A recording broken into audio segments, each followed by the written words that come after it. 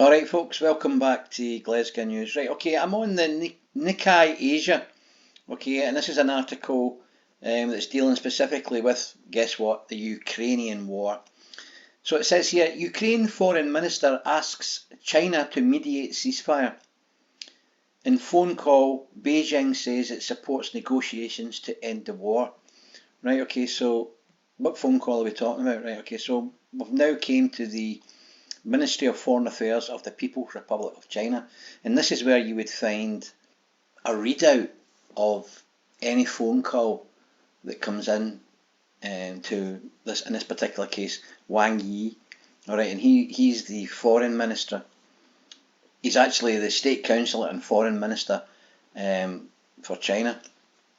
So it says here anyway, let's go over it. On March the 1st, 2022, State Councillor and Foreign Minister Wang Yi had a phone conversation with Ukrainian Foreign Minister Dmytro Kuleba at the latter's invitation. So they're letting you know that the Ukrainian guy phoned the Chinese Foreign Minister. So your Ukrainian Foreign Minister phoned the Chinese Foreign Minister, and that's the way it goes.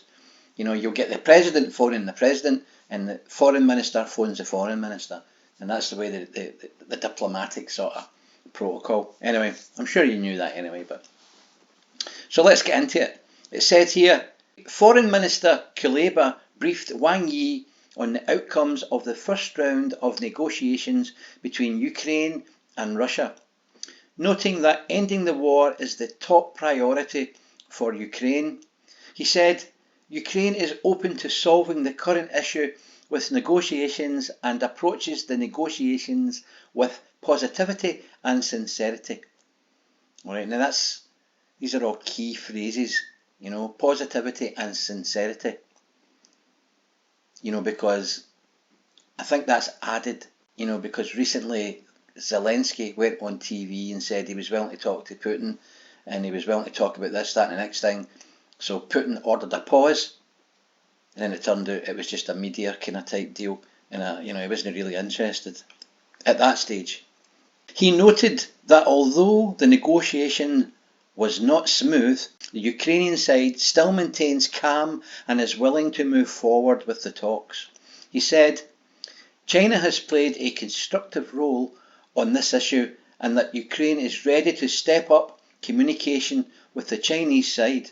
He looked forward to China's mediation efforts for the ceasefire. And now we move on to what the Chinese foreign minister said.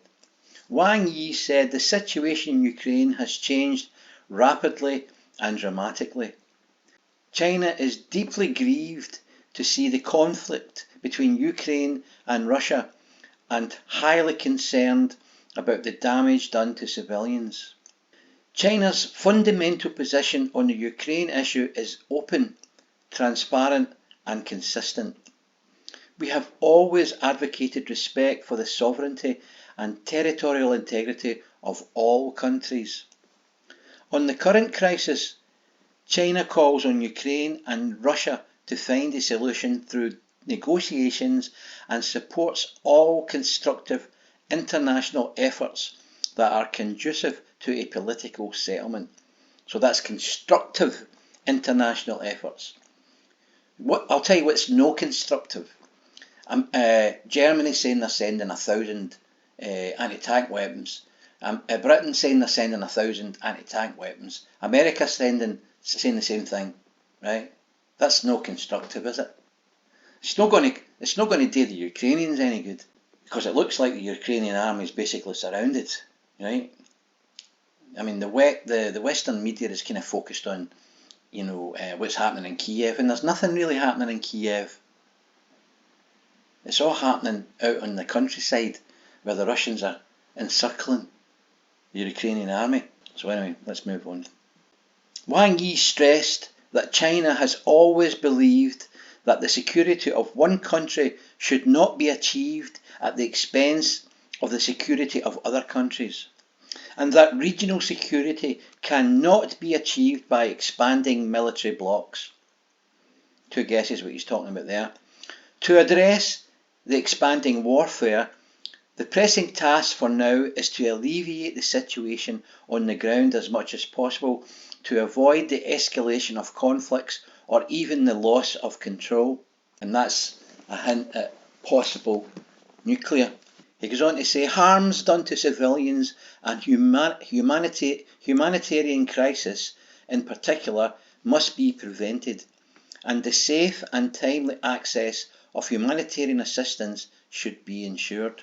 So basically it's a short kind of statement there, but China's letting you know that it understands why we are in the situation we're in. We're in the situation because NATO has consistently expanded, and it consistently expands, and it states that that's to provide its security, but it does so at the detriment of the country or the perceived enemy, Russia's security.